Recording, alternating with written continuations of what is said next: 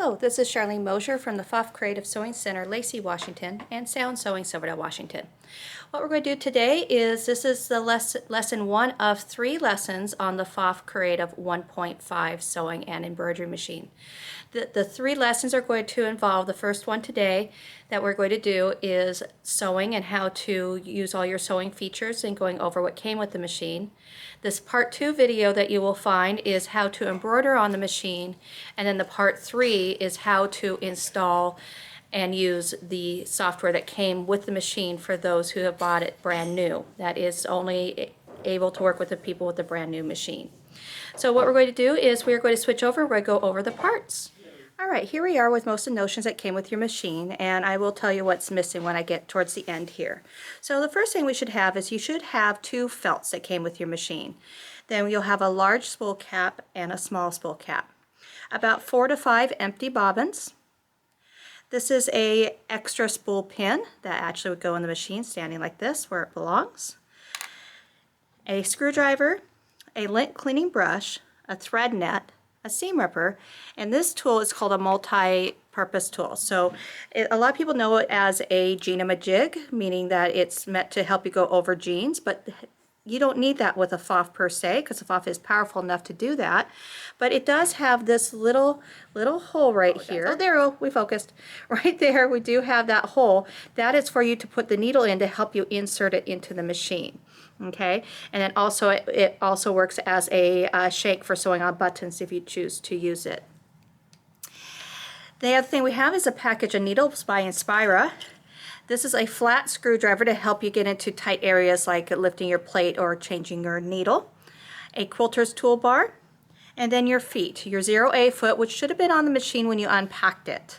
Then you have a 1A, a 2A, a 3, a 4, and a 5. So what these are, so your 0 is your all-purpose one, so your everyday sewing utility work. So for instance, if you are sewing up jeans and you want to be able to go through that, over that real thick jean seam, you have to have the 0 foot on, none of the others, because it has super high toes in the front to help when it gets to that seam to go up and over that seam. So that's why this one's so important. Your 1A is actually a decorative foot. So if you look on the back, you can see how it's kind of concaved on the back, but it still allows for you to use your IDT foot.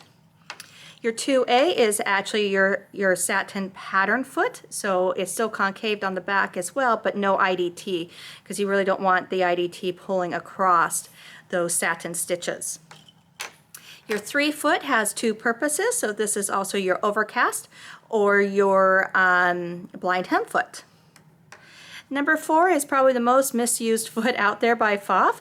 This is your zipper foot, and it actually snaps on your machine in this direction. So you snap it on the left side or the right side, and the 4 must be readable. If you try to attach it this way on your machine, it will work, but not properly, because these 3 prongs in the back are actually the cutouts for the IDT system. Okay, the next one is your 5M. This is for a manual buttonhole. I will tell you, I have never done a manual buttonhole on mine because the buttonhole foot itself does a great job, and so this buttonhole foot actually opens up in the back so you can place a button in it and close it on it, and it'll make a buttonhole to match that button. You will see that today in today's video.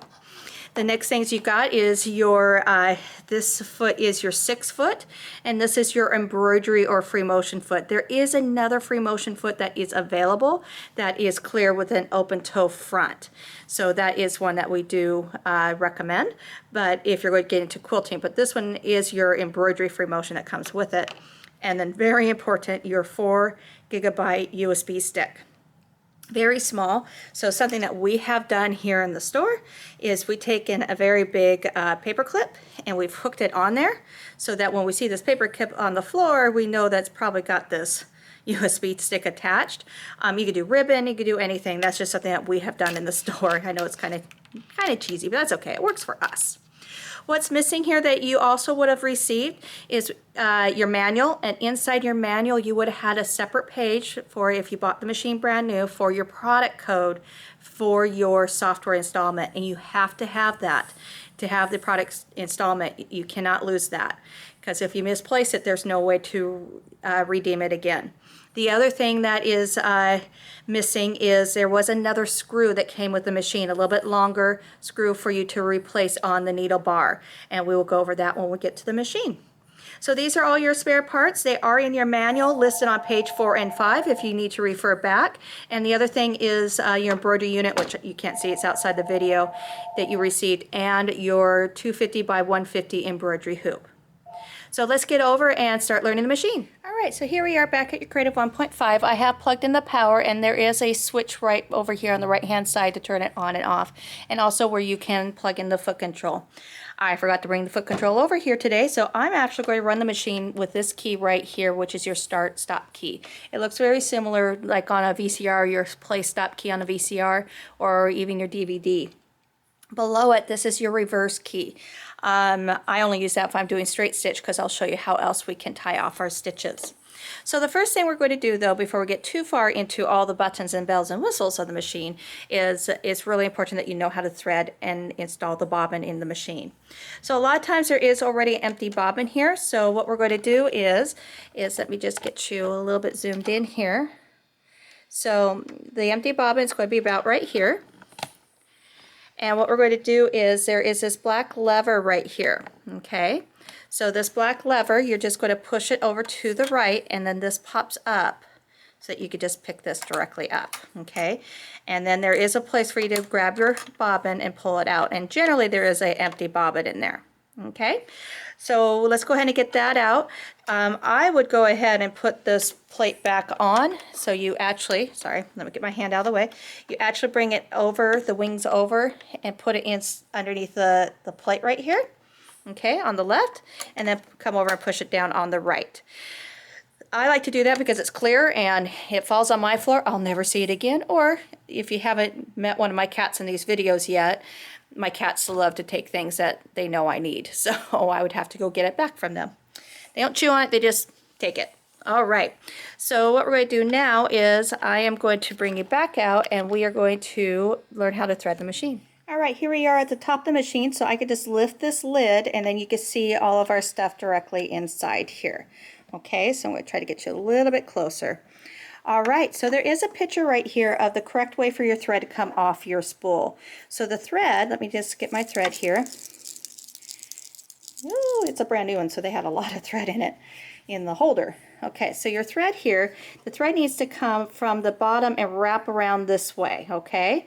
So my thread is coming from the top over and wrapping around. That's the way it's got to come off your spool, okay? We don't want to just stick it on like I just did because we need to have a buffer over here. So one of your felts that you got from the purchasing machine, you're going to put that on first.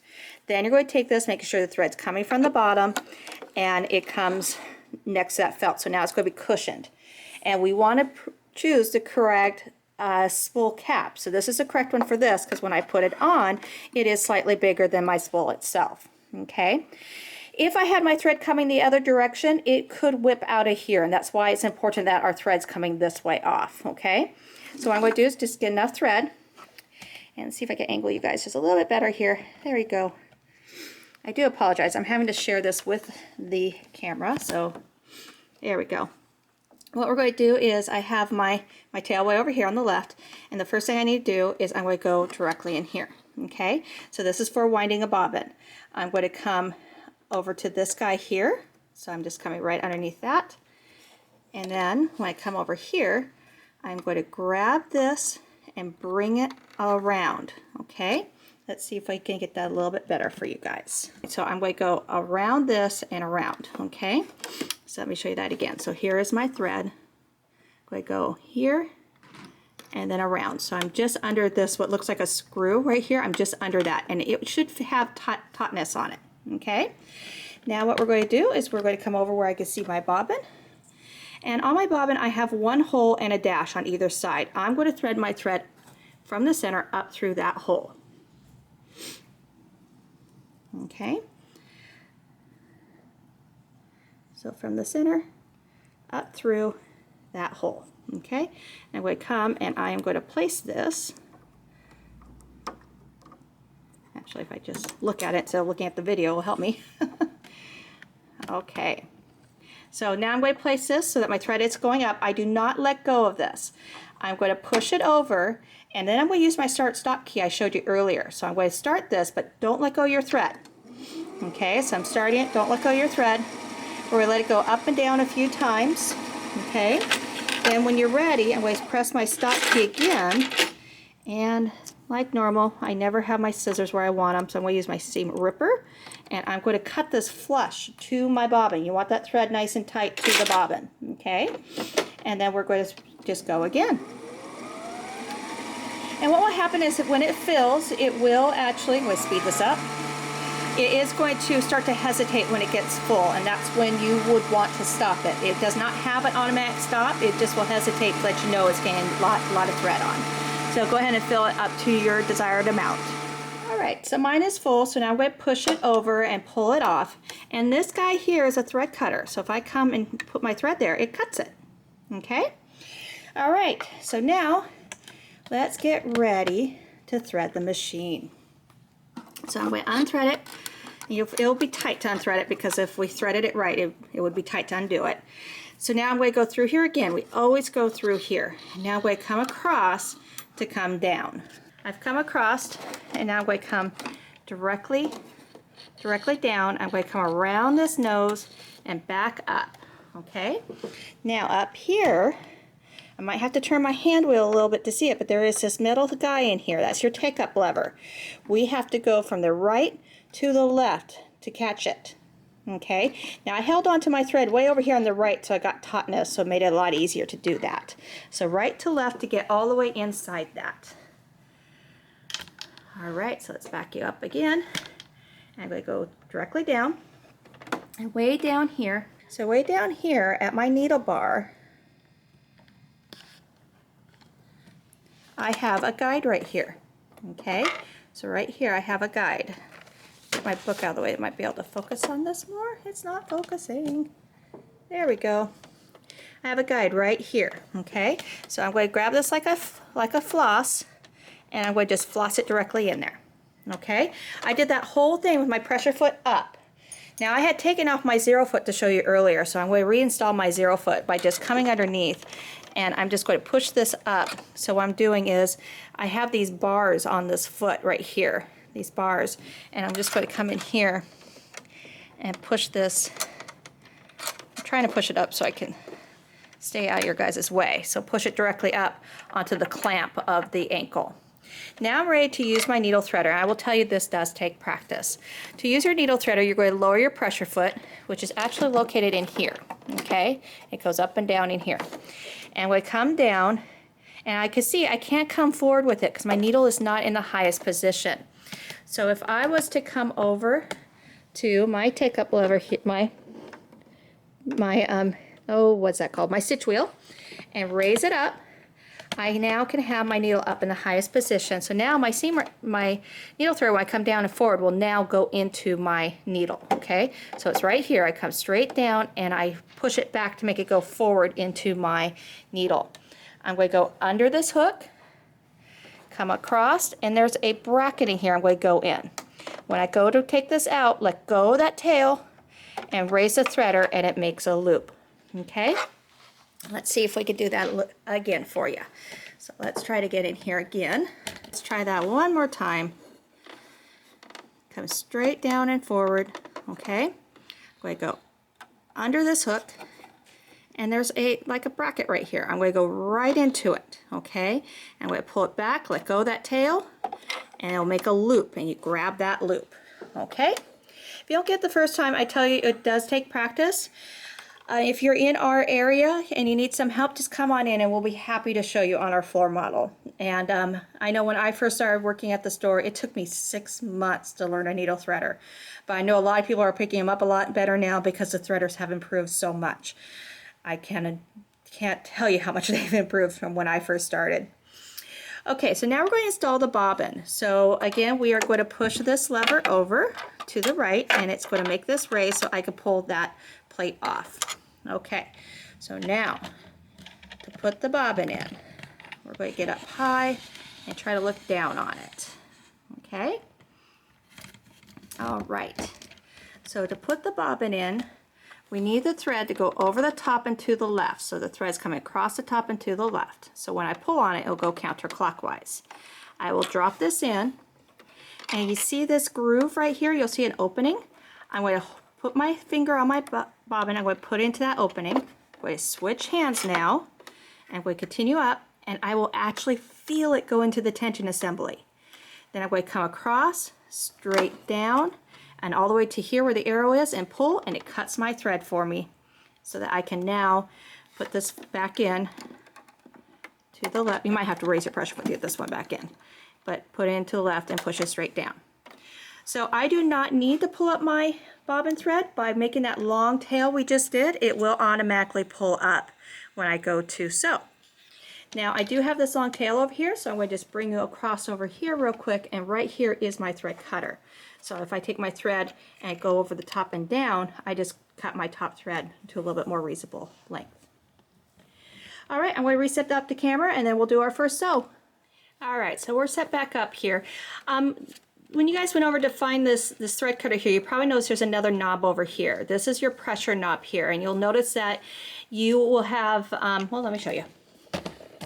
So right here is your pressure knob, okay? So right here you have a little nub on this knob right here that is indicating where the pressure is set at, and right now it's at N for normal. You can go up where it's 2 or 1, which is lessening the pressure, or you can go down, which is making it tighter, 4 and 5. So what that's referring to actually is the pressure on your pressure foot when you lower this down. If you play with that, and you'll notice there will be different weights. If you're at 1, this pressure foot lifter will be very light, and if you're at 5, it'll be very tough. That's if you're doing different thicknesses of fabric and you're having a hard time getting your fabric to go through. You can increase or decrease the amount of pressure your machine's giving it. I have really never had to move it. I've really just had it, as far as I know, always at N. I do know if you do change this pressure on the pressure foot though, when you go to embroidery, it has to be at N, okay, or your embroidery won't work. So just want to throw that out at you.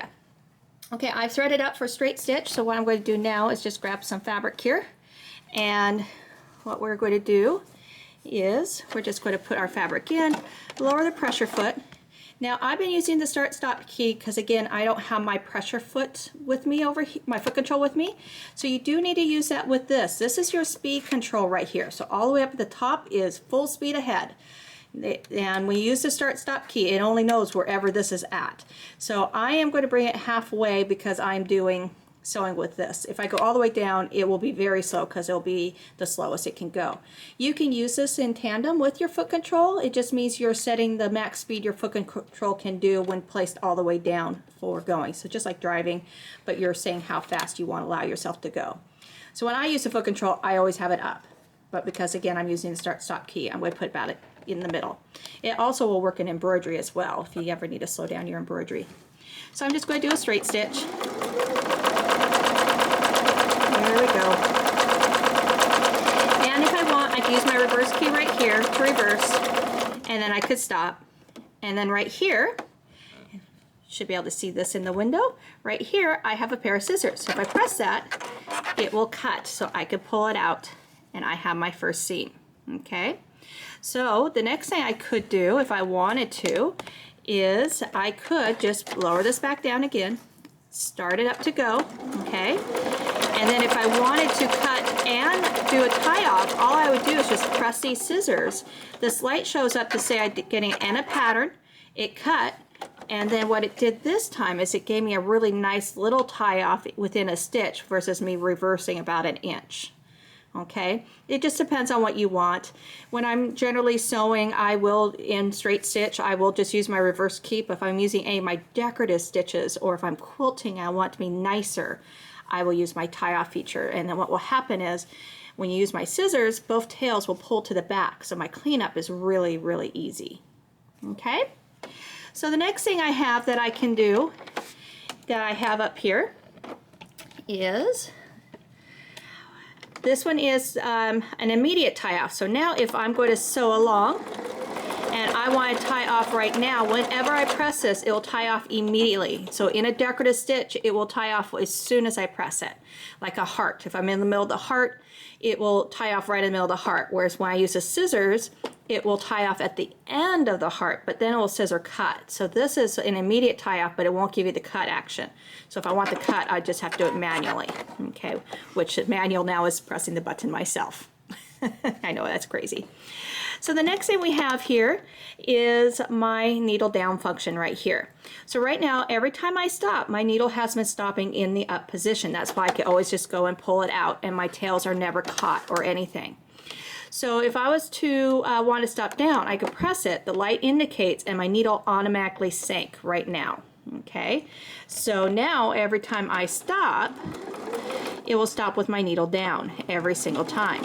So this is great if you're doing appliques, if you're doing corners, binding, anything where you need to have that needle hold itself down every time you stop. Free motion quilting is a perfect example of that as well.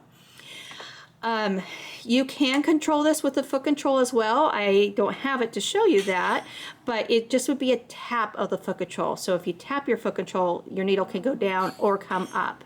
Okay, so I'm going to cut this, and then we're going to come back and show you some more things.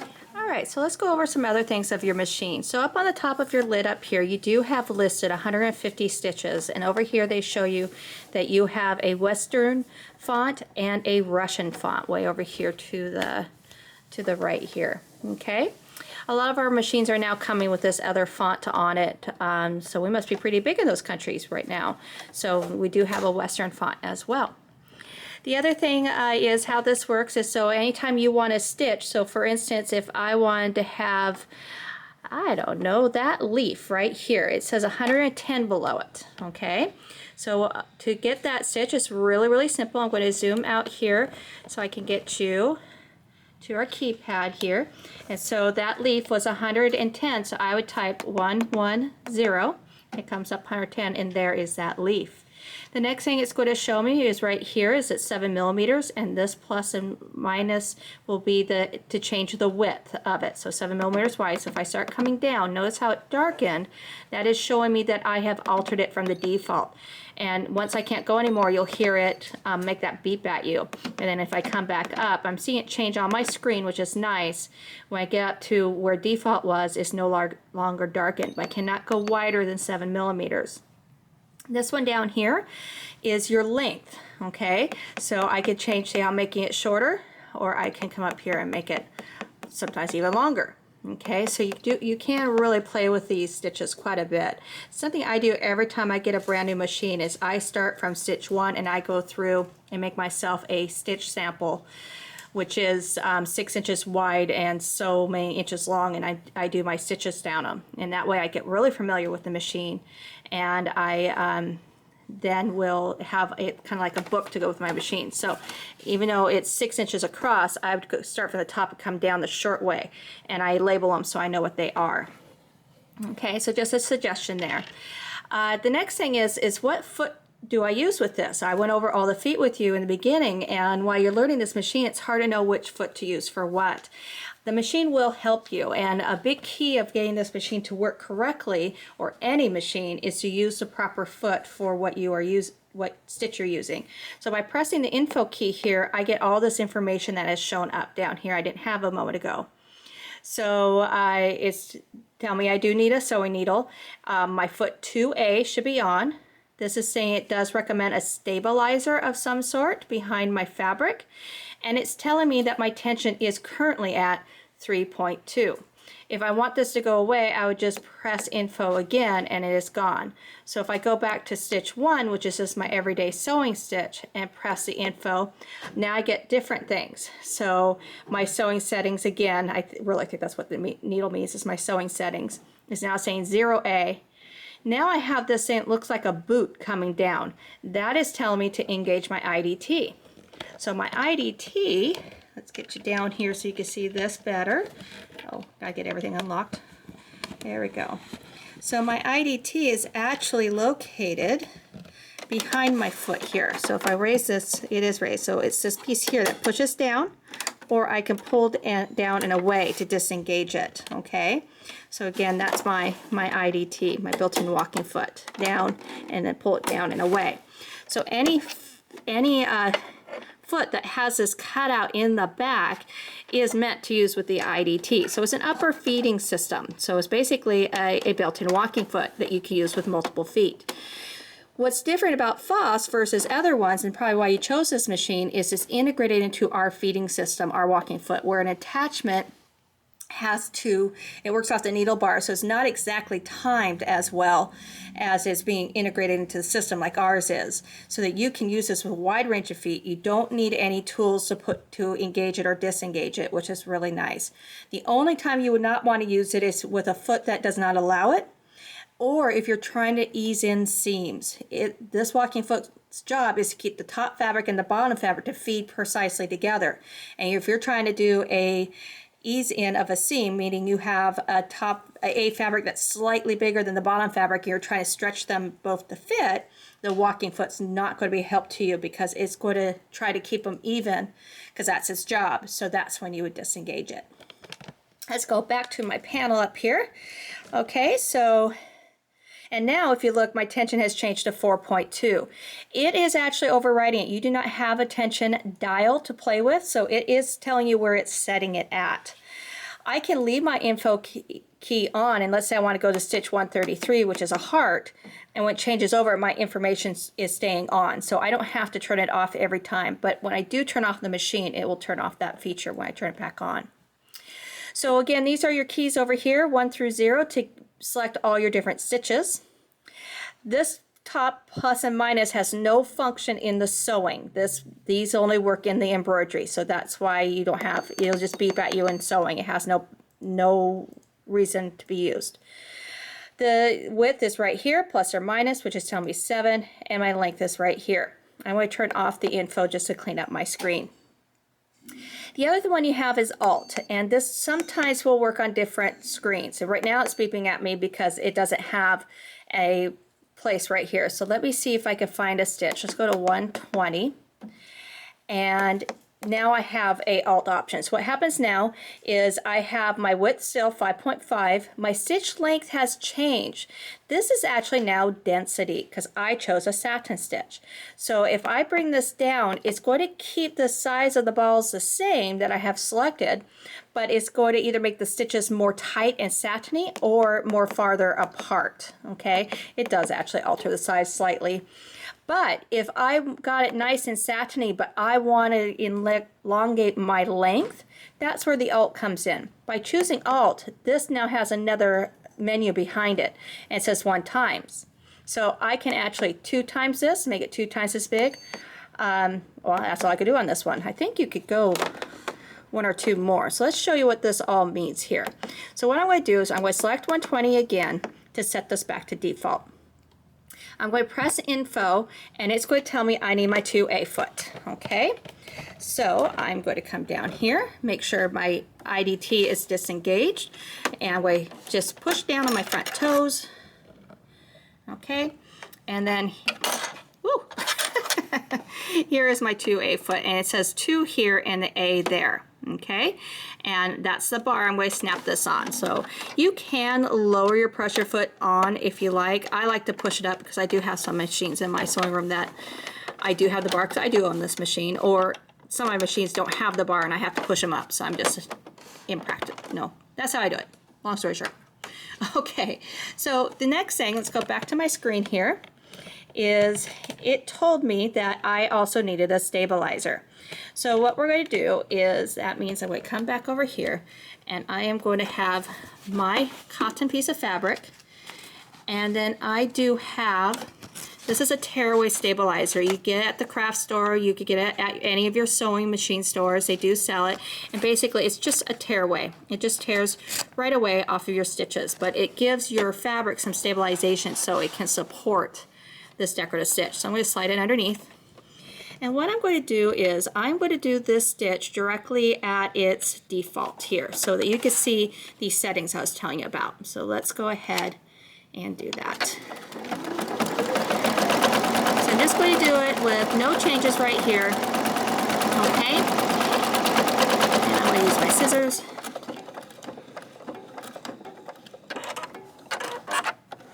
Okay. So this is number 120 at no changes, okay? And I'm using regular thread. A lot of times when you use your decorative stitches, I would recommend a decorative thread like a rayon or a poly neon, because it just makes them look better. And it's also a little bit thinner weight thread. But for today's purposes, I'm just using regular weight. So now what I'm going to do is I'm going to come up to my screen, and I'm going to just turn off my info real quick, and I'm going to take my density now, and I'm going to make it as big as it can go, which is a 1, because I want you to see the difference of what it's doing. Okay, so let's come back here. That's the only change I made, was how big it can go. And let's try this again.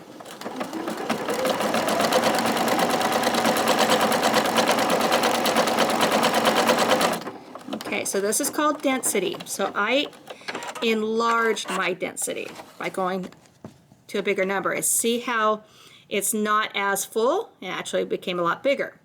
Okay, some machines won't do that, by the way. Some machines will keep it the same but not alter the length. But some machines will do exactly like this as well. They're all just a little different. All right, so now what we're going to do is I'm going to go back up here. Now I'm going to take the density the opposite direction. I'm going to go as small as it can go, which is a 0.2, which is going to make it really satiny. So let's try that. And that's why you really have to have this foot, because of the concaving underneath. This will not feed with your 0 foot. It would be too dense for it. It would have no room to go through, because the 0 foot doesn't have any concaving underneath. And you'll see why here in a moment. Okay, and so there it is at the smallest it can go. So that's the default, making the density as long as it go and the density as short as it can go. Now what I'm going to do is, let's say I like the density, but I want it twice as big. So that's when we come back up here and we press the Alt key, and I'm going to go up, it will only let it go up to 2 times. So I'm going to make this twice as big. Okay, let's check that out.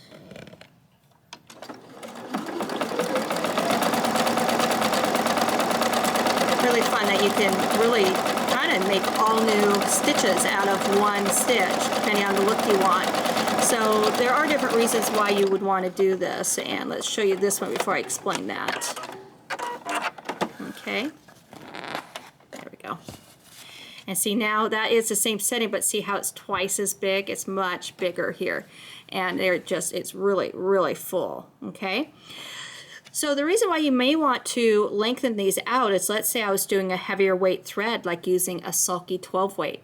12 is a really, like a mini rope. It's very, very thick to run through the machine. So I probably would want to make it more open, because it would be too full otherwise. Or let's say you're using a silk thread. And some silk threads come into 80 weight. And 80 weight, I know that's a bigger number, but it means it's finer in the thread, and so that's why you'd want to make it more dense. So, or you're using standard weight thread and you want a different look, so that's why you'd play with those.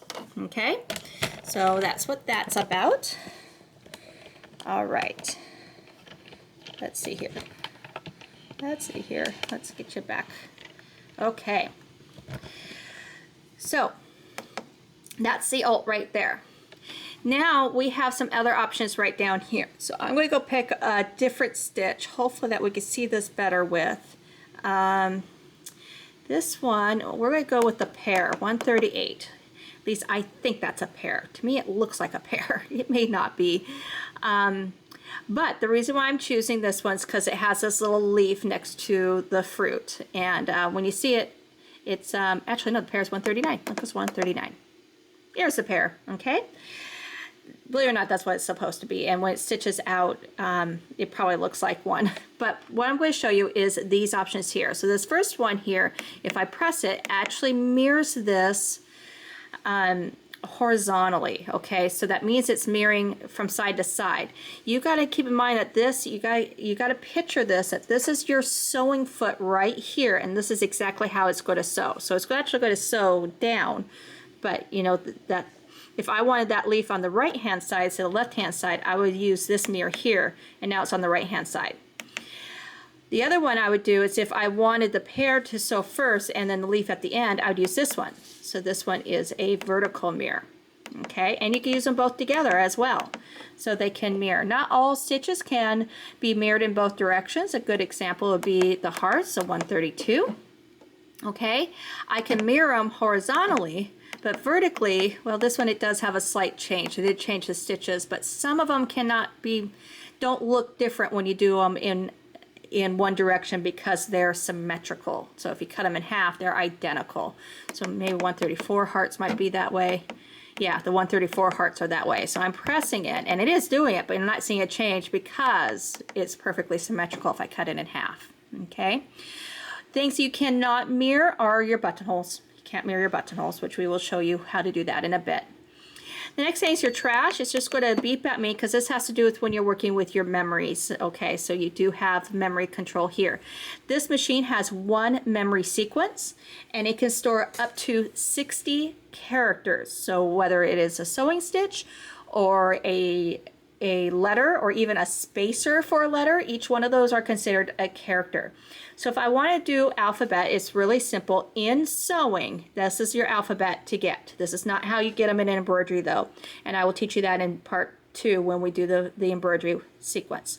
So if I press this, I do have my alphabets here.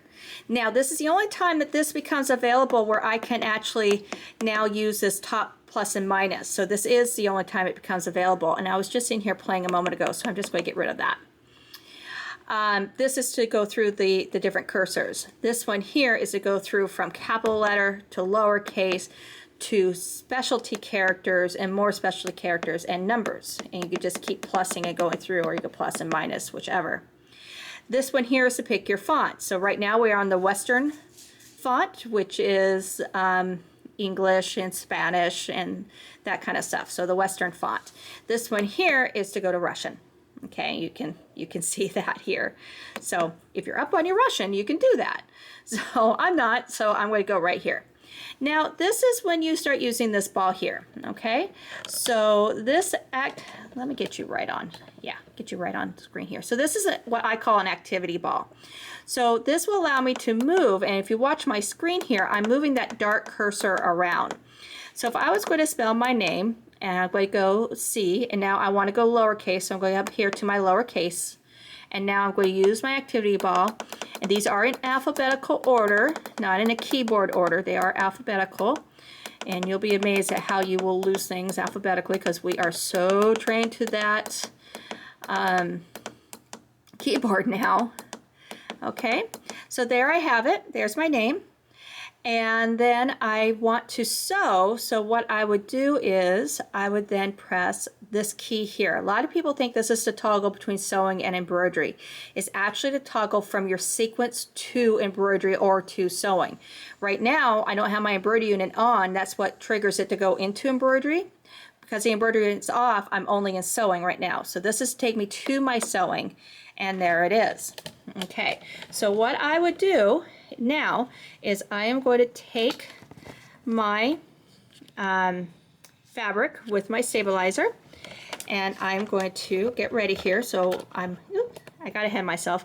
If I press info, it's going to tell me that it wants a 2A foot and stabilizer, and it's changed my tensions to 3.6. You will see this guy right here. It looks kind of like, to me, it looks like grass. This symbol right here. That means that your feed dogs need to be up, and our feed dogs are up because I have not shown you how to lower them yet. So those are all set, and so now what I'm going to do is get in here, and again, we are going to get ready to sew this. Okay, so I'm going to press my go key. Then immediately I'm going to press my scissors. And the reason why I did that, why I press the scissors, is I want it to, when it gets to the end of my name, I want it to tie off and cut. I don't want a second name. Okay, or I'm just going to have, because I didn't put a space in, I'm going to have my name over and over and over again. So by doing it this way, I'm seeing my, I'm making sure that I'm only going to get my name once. Okay, and there we go. And my cutter, oh, it did cut, that's my top thread. And there it is, there's my name in upper and lower case. Okay, so you could come in and take out these jump stitches in between if you want. I don't, because I feel that it helps give it support. And then when I'm done with this, so when I'm done with all this, to take out the stabilizer, I would just actually come in here and just tear this away, okay? When you're tearing it away from your name though, you do want to kind of put your thumb on your name or your finger and kind of support it, the stitching, as you're tearing this away, so that you don't pull against these stitches, okay? The satin stitches, they're just about perforated, so they're going to come out pretty easily. So that is your alphabet. So if I wanted to save it, I would tell it to send it to my memory. That's what this means. Now it's going to ask me to overwrite because I only have one in there. And once you have one, you always will be asked to overwrite. You can't delete that one, okay, permanently. You always will have one in there. So if I say yes, it says it saved successfully, okay? So now I will always have something stored in my memory. And again, you only have one, and it can store up to 60 characters. So let's say now if I want to go, let's go back to straight stitch here. So I just pressed 1. Now if I want to go get that character, I could press memory and there it is, and that's how I get it back because there's only one. Okay, and I'm already in sewing. Okay, now let's say that I wanted to do this but have a character like a sewing stitch with it. Can I do my stitches and my fonts together? You can.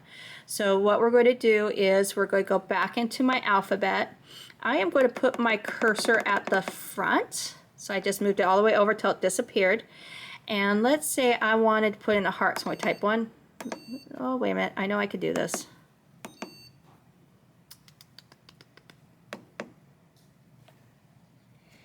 Hold on here. All right, so I'm going to show you what I did. Okay, I'm going to delete that.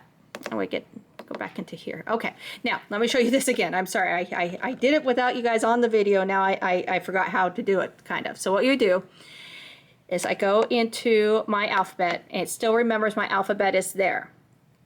Okay, so what I'm going to do is I'm going to move my cursor all the way over to the front. So my cursor disappeared, and I'm going to press this one. This is my edit key. You'll see the ABC and the embroidery. That's my edit key. Now it's saying, what do you want to put in here? And you notice I have my sewing symbol here. That means I can now put in a sewing stitch. So I'm going to type in 132, and I'll put a heart right there. Okay, then I'm going to bring my cursor all the way over to the end. I think it will put it right there at the end. And let's say this time I wanted, I don't know, maybe I want a bow, 135. And I'll put a bow at the end. Okay, then I can say I'm ready to sew. Now those have been added temporarily. I did not overwrite my sequence yet because I'm going to sew it first. So I'm going to come down here again. I'm going to find a spot that I didn't tear out the stabilizer. And I'm going to press go. Again, I'm going to touch my scissors right away, and it's going to go through, and once it gets to the end, it will then cut like it normally did. So you can still do this by playing between the edit. Now I showed you how to edit one. You could have done it putting in decorative stitch in the beginning. I just find it easier to do this way. So you can see how to edit. So now it's on the bow, so it's on the last one. Okay, it's going to tie off and cut. Okay, and there we go with my heart, my name, and the bow. So I probably wouldn't normally have done that, but I just wanted to show you how you could. Then if I did want to save that, because remember what I said, that is not saved. I just temporarily did that. So to save it, I need to say send to my memory. It says, do you want to overwrite? So that would be using your activity ball over here. So no or yes, and I'm going to say yes and okay, and it saves successfully. And press OK. All right. The next thing that we have here, and this is your delete key. You saw me do it earlier, but I didn't explain, is when you are in your, so let's go back into mine right here. When I move my cursor around, I can then use my trash can, and it acts like a back key. Okay, so whatever in front of it, it will get rid of. Okay, and then wherever my cursor at, I can then go in and put in something. Okay, but I'm going to go back out of here. I'm not going to save that because I just messed it all up. Okay, I'm going to press my info to get out of this. And now there was something else I was going, oh, this is what I was going to show you. My tools. This can change according to what you're in. So in sewing, we're going to go into the tools, and right here is my thread tension. So tools is basically used, let's get over here so we can use it more, with your activity ball here. So if I scroll down or up, I will notice that my options will change. Okay, so if I'm on this one right here, I could go to the right to increase my tension or go to the left to decrease my tension. And again, if it darkens, that means I've altered it. I have needed to go in and change my tensions. I find that my Creative 1.5 at home likes to be a 5.4 for free motion quilting. For some unknown reason, all my other things are perfect on it. So I haven't felt that I want it changed because my sewing tension is perfect, my embroidery tension is perfect, but for some reason my free motion just is not as well as I like. So I go in and manually change it, and I just have a note in my book to remind me. I've done it enough now, I have it memorized. But it doesn't hold it. So if I change that tension and press OK, no, you gotta press the tools to close it. That's my tension for this stitch here. If I go back to stitch 1 and go back in the tools, it resets for the new stitch I selected. Okay, so it's a one-time change, and it will stay on whatever setting I made on the tension while you're in that stitch, or until you change the stitch or turn off the machine, then it will reset. The next one is your twin needle. You can use twin needles in here. When you use the twin needles though, you want to make sure that first of all you press OK to select it, and then we go left or right to select what size twin needle you're going to use. Twin needles can come in sizes as small as 1.6 and as high as 8 millimeters. This machine, however, is a 7 millimeter machine, so it will only allow us to go up to 6. Because an 8 millimeter would be 1 millimeter wider than my needle plate, and it's not going to let you do that. This is something it does remember when you turn it on. So what I want to show you is, let me go and put it 2.5, and then we're going to press the tools. It does not show you on your screen what you have done. But if you were to press info, it is telling you that your sewing setting is at twin needle. Okay, the reason why this is important is, remember these stitches I was doing earlier? Well, this was stitch number, I already forgot, 120, so let's go to 120. Now look how narrow that is. Okay, so I'm going to sew that real quick. So all I've done is changed to a twin needle setting. Okay, so I'm just going to sew this. I'm going to use my scissors. Now I do not have a twin needle in right now, so I'm going to show you why I'm showing you this. See, that's the default, and then I turn on my twin needle for a 2.5, and that was now my new default because it's leaving room for the double needle. Okay, so that's important to know, that when you turn off your machine, so if I turn it off, okay, and now I'm going to turn it back on. Oh yeah, you can see my camera. You can see me. Okay, it's going to say machine set for twin needle. Right when you turn it on, you're going to say okay. So basically when I go into my info, it is still there. So it remembered this and it warned me, which is fabulous. So if I go into my tools again, and again by using my activity ball here, I'm going to scroll down to twin and see how it's dark. I'm going to press OK, and now it's no longer dark. So now my twin needle is off and it's not going to be altering the size of my stitches. Now, getting a little bit more advanced here, sometimes when I am doing a stitch and I need it a little bit more narrower and it's not letting me do it, I will actually go turn on my twin needle function, so it will make my stitch a little bit more narrower for me. So that's a little bit advanced, but it's another trick to use around the machines. If you do use a twin needle, it does require that extra spool pin, and that extra spool pin is right here. And there is a spot on the machine for it. So let's get up here so you can see. Okay, so all the way up here it's right here. Okay, so that's where this one would go. And then when you just thread the machine, exactly the same, doesn't matter. I thread one whole thread first, and then come back and thread the second thread. Okay, and that's why you have this one. Other than that, you're always going to use this thread. And even though this thread can be put up, you really want to use it down because it'll throw off your tensions if you have it up. I don't believe I told you that earlier, so I want to make sure I told you that. Okay, let's keep going with the tools, and I'm going to show you guys how to do a buttonhole. You guys got to know how to do a buttonhole on here. Okay. All right, so the next thing we have here is your stitch width safety. They have not yet made a single needle plate for this machine. They keep telling me it's coming. I can't wait because I want one. Single needle plate, if you're a quilter or if you do fine fabrics in garments, it will help prevent the fabric from pushing down into the plate. The other thing that this is used for, though, is your 1/4 inch foot or your stitch in the ditch foot. It has a single hole in it, and you don't want to accidentally do a zigzag because you could get that in plastic, and if your needle, you go to zigzag, you forget your 1/4 inch foot or stitch in the ditch foot's on, it will shatter your foot most likely and your needle, especially if it's a metal foot. So I would turn on that stitch width. Okay, so if I press tools again, I'll come out. Now if I try to go to zigzag, which is stitch 4, I would press 4, but see, my stitch stays straight. How about that stitch 120 we've been using? 120, my stitch stayed straight. I have all the commands for the stitch, but it's not allowing it to do anything but single needle center, because I've told it to not allow me to do that so I don't hurt my foot. So if I press my tools right here, I am now going to, the box is still on it, I'm going to undarken it. So now, if I come out of my tools, see 120 is back to where it needs to be. Okay, so that's called your stitch width safety. The next thing is you can change the language of your machine. You can also turn off the audio alarm.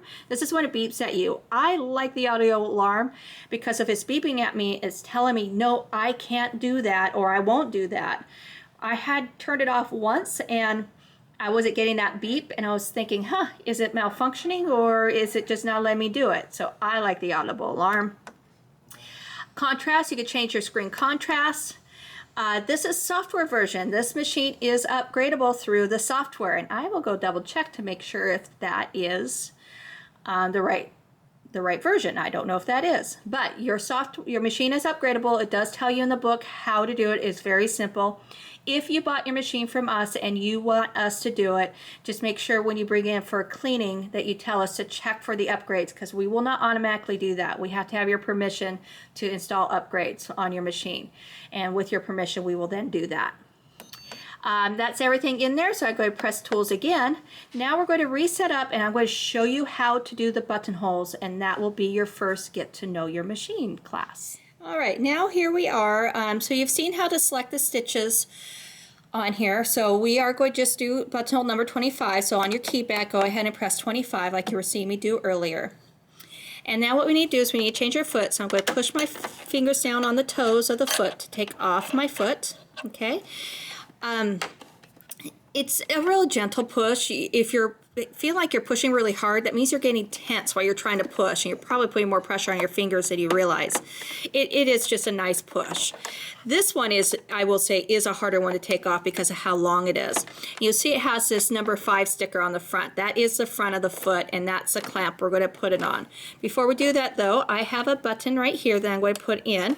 So on this foot, zoom out a bit.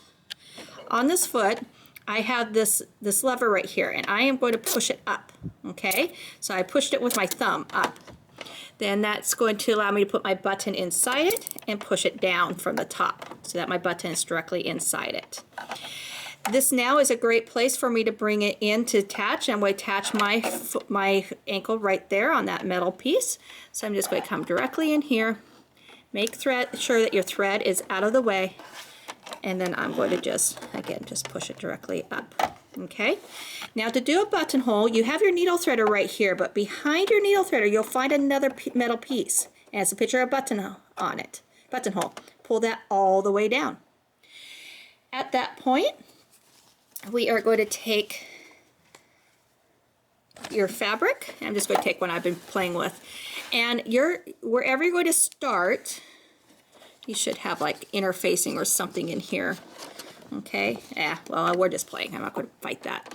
It's going to start here and sew away and come down. So it's going to go away from you. So this is the bottom of the buttonhole here. Okay, so if you start way up here, it's going to go off the fabric, and we don't want that. So make sure you're starting at the bottom of your buttonhole. And I am going to make sure my speed is up all the way, and I am going to use my start stop key right here. Okay, so let me get this all zoomed in so you can see how this works, because this does do a beautiful, perfect buttonhole. So I use my start key.